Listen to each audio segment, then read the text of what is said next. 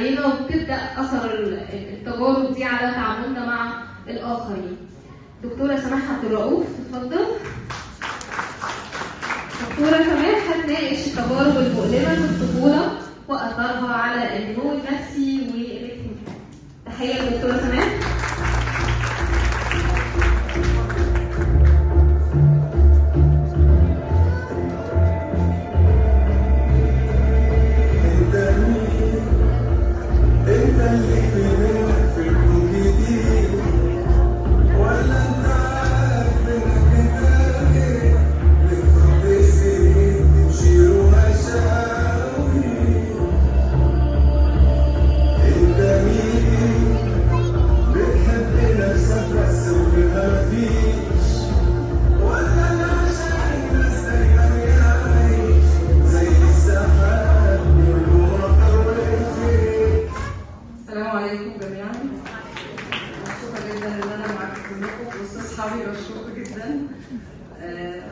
النهارده هتكلم عن حاجه كده دايما بتحصل لنا وبتبقى مدفونه دايما، التجارب المؤلمه اللي بتاثر على حياتنا. هي ايه التجارب المؤلمه؟ هو ايه المولد؟ هو دايما يقول لك ايه؟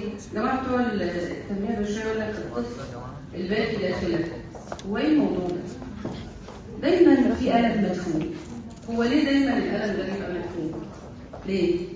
اشمعنى انا يعني اشمعنى انا اللي اتحكم عليا يكون عندي طفل عنده الم ومدفون وانا حاسس ان انا مقصر، حاسس ان انا السبب، حاسس ان انا كان عليا حاجه وما عملتهاش. ليه؟ اشمعنى انا يعني اشمعنى احس الاحساس ده؟ ان دايما الطفل اللي انا في حمايتي ناقصه. الحكايه بتحصل ليه اصلا؟ هو التجربه دي بسميها مؤلمه ليه؟ عشان هو مخبيها ولا عشان اثرها انا شايفه وما ظهرش، ولا علشان انا فعلا مقصر؟ تجربه الطفل المؤلمه اللي مأثره على حياتك حتى لو انت دافعها زيه، هو صوره ليك، هو مرآة ليك، المسرح بتاعه اتربى في بيتك. ايها الاب انت الراعي، انت الداعي، انت الحصن. المقدم الرعايه سواء كان اب او ام او عم او خاله. تعالوا نسال نفسنا، المسرح ده احنا ربنا فيه كومبارس ولا بطل حقيقي عارف ياخد دوره في الحياه؟ حصل له حاجه عارف يتعامل معاه. يعني ايه؟ يعني احنا فعلا الاسره سواء اب سواء ام سواء خاله سواء عم هي الحصن. هي الحصن. كلهم راع وكلهم مسؤول عن رعيته. يعني ايه؟ طب انا قصرت في ايه؟ ما انا بشتغل، بصرف عليه، باكله، بيرد عليا وبسيبه، ما بيعملش اللي عليه وبفوت له. لا استنى بقى، المجتمع بتاعك اللي انت عامله له جوه هو ده البدايه اللي هتترد ليك. الامان اللي انت اديتهوله لما جيت غلط هو اللي هيترد ليك. ازاي؟ تعالوا كده نتفرج على الاسره بتقول ايه.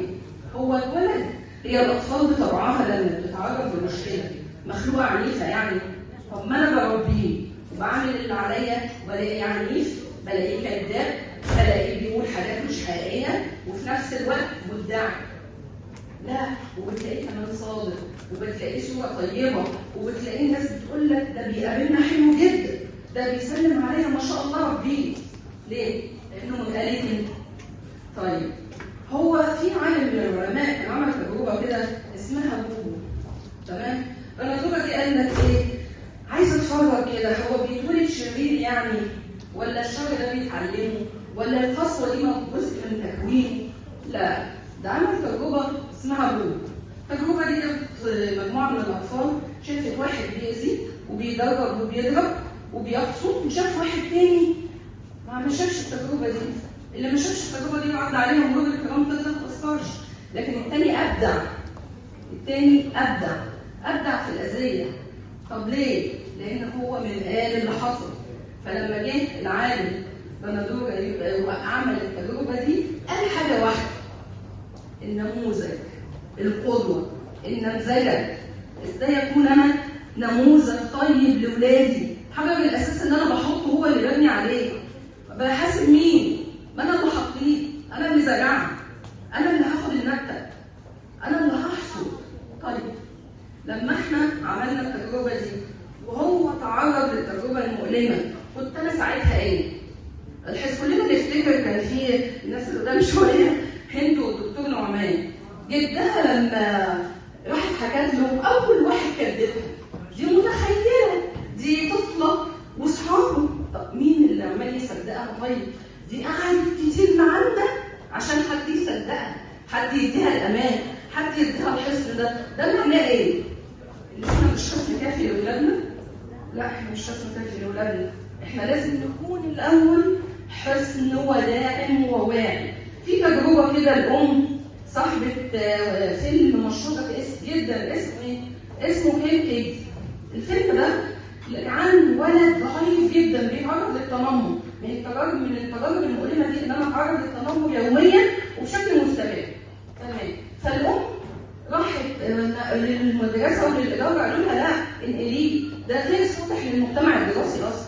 طب ده هو ضعيف وجسمه رفيع وما عندوش قدره انه يواجه، يعمل ايه؟ قالوا لها لازم تنقليه وتنقلي. والام نفذت ونقلته من المدرسه، لقالوا انه كل يوم بيتعرض للتنمر. الفيلم ده موجود في جوائز عالميه.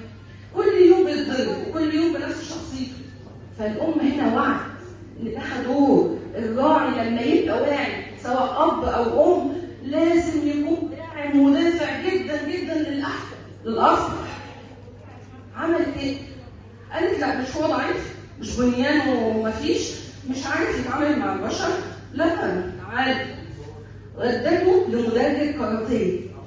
ازاي يعني؟ المدرب عليه يضحك، قال لها ده محتاج ياخد جرعات انيميا. ايه ده؟ قالت له لا هتضربه. واصرت. اصرارك في دعمك لطفلك حتى وان كان لا يملك المواهب هو دورك الحقيقي، لانك انت حافظ مش متحفظ. لما تبقى حافظ فالله خير حافظ، لكن لما تبقى متحفظ عليه اصلا انا عايزه هنا عشان خاطر ما يغلطش، اصلا انا عايزه مثالي، اصلا انا عايزه مؤدب عشان الناس تشاور عليه تقول ابن فلان. لا، انت دورك الحقيقي انك تزق لقدام. الام دي علمتنا درس رغم جهلها وضعفها ووحدتها، لانها لما عملت كده مع ابنها هو بقى ايه؟ بطل عالمي. والبطل ده اثبت ذاته. اول حاجه عملتها هي بصت له، بصت انا اللي كسبت. فانت سيدي الفاضل لو ابنك بينجح انت اللي بتبني الثمار، وبتقف تسقف لنفسك قبل منه وتقول جواه لقد اديت.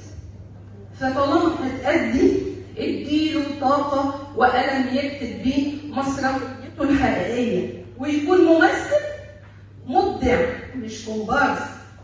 ما الناس تسقف له على المسرح وتقول برافو، ده فعلا مربى اللي ربي.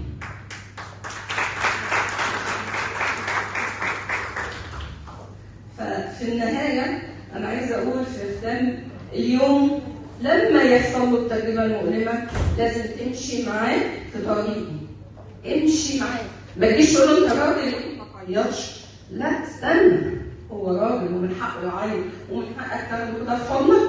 النبي عليه الصلاه والسلام له قصه جميله قوي عن عصفور صغير وطفل صغير ماشي. النبي عليه الصلاه والسلام يصلي ولا يغفل ولا ما فيه قدوه، لقى الطفل بيبكي على العصفور الصغير، فقال له مال النغير ماله؟ فلما قال له ده مال طبطب عليه وفضل يبكي معه. هو ليه بكى معه؟ عشان يعلمنا درس. لما ابنك يجي من المدرسه مضروب ومعيط ما تقولوش استرجل، انت راجل. لا، قول له حبيبي انت اتوجعت، انا حاسس بيك، انا كنت في يوم من الايام زيك، انا كنت في مكانك وهعمل معاك كده زي ما عملت. فيقف عملت ايه يا بابا؟ او عملته ايه؟ يبقى انت هنا اديت له الطريق، المنهج، الاتجاه. مش قلت له، مش حكمت عليه. احنا غصب عننا كلنا بنقع في الحكايه دي، بنحكم عليهم اجماليا. انت زي ابوك. زي ابوه في ايه؟ ايه الامكانيات اللي عنده عشان يكون زي ابوه؟ الامكانيات اللي عنده عشان ماما تقف تقول له انا عملت وانا في السن الفلاني كل اللي انت بتقول عليه ده، برافو عليك.